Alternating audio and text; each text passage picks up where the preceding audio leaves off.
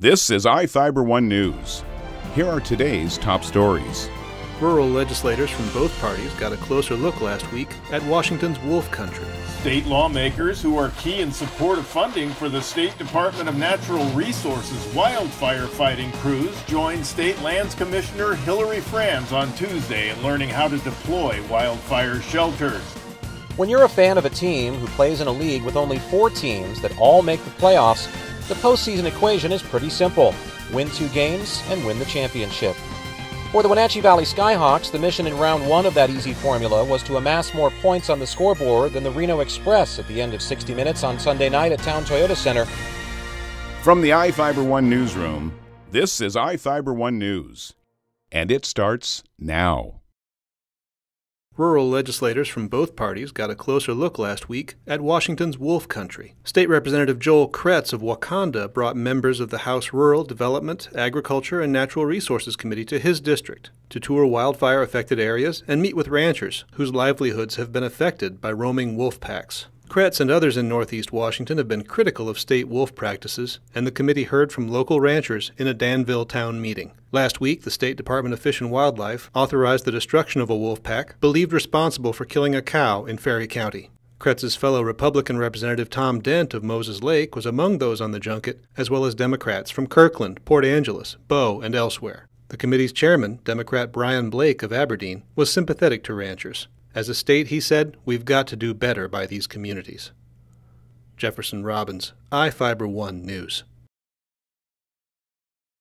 This segment is brought to you by... Change doesn't have to be complicated. With a low-profile microwave hood combination that's ready to install right out of the box. It fits in the same space as your under-cabinet hood, so you can get your microwave off the countertop and make space for the routines worth keeping. The low-profile microwave hood combination from the #1 selling appliance brand in the USA. Whirlpool Appliances, now available at more furniture in Ephrata. State lawmakers who are key in support of funding for the State Department of Natural Resources wildfire fighting crews joined State Lands Commissioner Hillary Franz on Tuesday in learning how to deploy wildfire shelters. Representatives Beth Dolio, an Olympia Democrat, Drew McEwen, a Mason County Republican, and State Senator Christine Rolfs, a Bainbridge Island Democrat, participated in the demonstration near the Capitol. Knowing how to deploy the shelters allows those who are successful at it to safely travel to state fire lines, including members of the media. Fire shelter deployment, while rare, happens in the event that a wildfire threatens firefighters and others on the ground. Chuck Turley, Wildfire Division Manager at DNR, said the shelters used Tuesday were training models for the real thing, which is thicker and a reflective silver color. Any of our firefighters that have any sort of operational qualifications that might take them to the fire line, this is a part of the required annual training that they go through. There's a refresher course that they take each year. They do this. There's also a physical fitness capacity test that they take, and those are annual events that everyone that might get to the fire line has to do. Fran says her firefighters know there is a serious risk in their jobs. Well, I have firefighters who've been doing this work for 30 plus years at our agency, and one of the things they were saying in May was, Hillary, the conditions we're seeing, this is the kind of conditions where firefighters can lose their lives because it was so hot, because it was so dry. We all remember the fatalities of 2015 with the Twist Fire. Washington State is not a stranger to losing our firefighters' lives. Fran says July rains have helped reduce the risk of wildfires after a fiery spring, but a hotter, drier August could be a different story. We started this year with some really significant concerns. We actually had the highest risk in the nation for wildfire, and what we were seeing on the landscape was really making that theme true. With 54 fires second week in March, 53 west of the Cascades, and then it continued to pick up pace. The State Lands Commissioner praised the work of firefighters now battling Grant County's power line fire that has burned 7,800 acres and is about 50% contained. Dolio says she believes climate change is behind the increase in Washington wildfires. We have got to take climate change seriously, and we have got to reduce emissions as deeply and quickly as we possibly can. McEwen complimented Franz for working with state lawmakers in a bipartisan fashion. I did want to thank you, Hillary. She has been the most active commissioner that I've seen with our caucus and working both sides of the aisle to find out what works, what doesn't work. I'm Jeff Chu for iFIBER 1 News. This segment is brought to you by... Are your taste buds bored? Well, then bring them to Jay's Teriyaki. Not only does Jay's have a variety of teriyaki dishes, they also offer mouth-watering salads and sides. Call Jay's 509-764-5155. Jay's Teriyaki, located at 123 East Broadway in Moses Lake, because it's all in the sauce.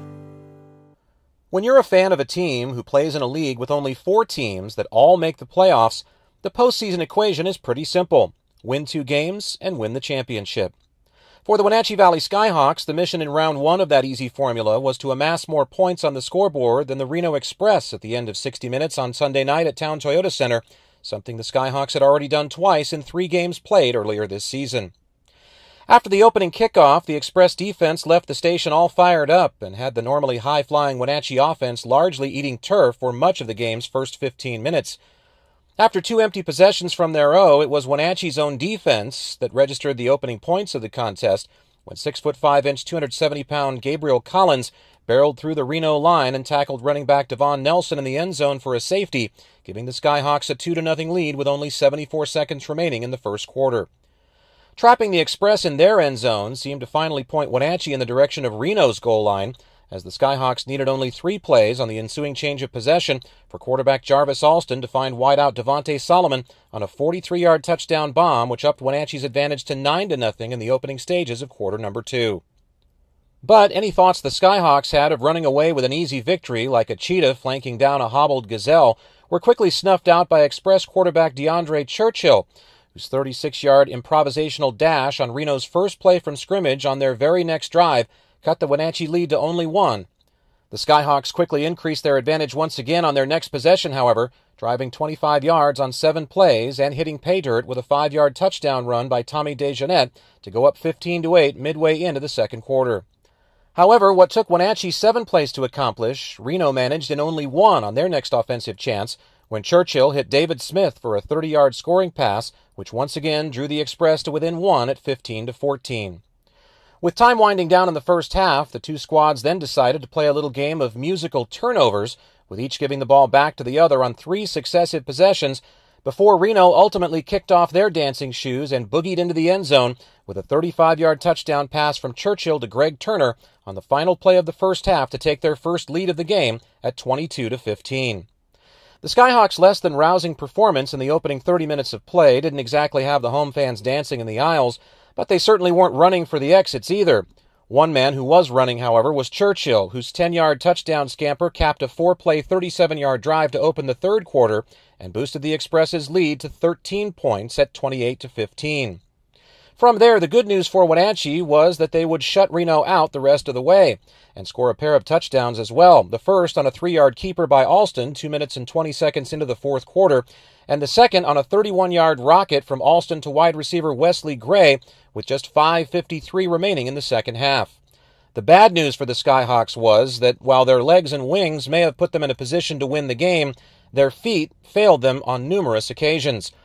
Place kicker Dan Kleckner missed 3 extra points in the contest, including one which would have tied the game after Gray's score, and also failed to convert on 5 field goal attempts, 3 of which came with under a minute to play, including one that would have won the contest for Wenatchee on the final play of the game, as Reno hung on for a 28-27 victory. Despite his 3 touchdown passes and 1 rushing score, Skyhawk signal caller Jarvis Alston found himself mired in a difficult position throughout the contest. Alston was sacked 5 times and turned the ball over 4 times, including throwing 2 interceptions. Wenatchee's loss put an end to their inaugural season, which they finished with an overall record of 6-7, while the Express will now chug into the league's title bout. The Skyhawks are scheduled to open camp for the 2020 campaign early next year. Reporting for iFIBER 1 Sports, I'm Chris Hansen. This is iFIBER 1 News. For more information on these stories and other news, visit us online at iFiber1.com or check us out on Facebook.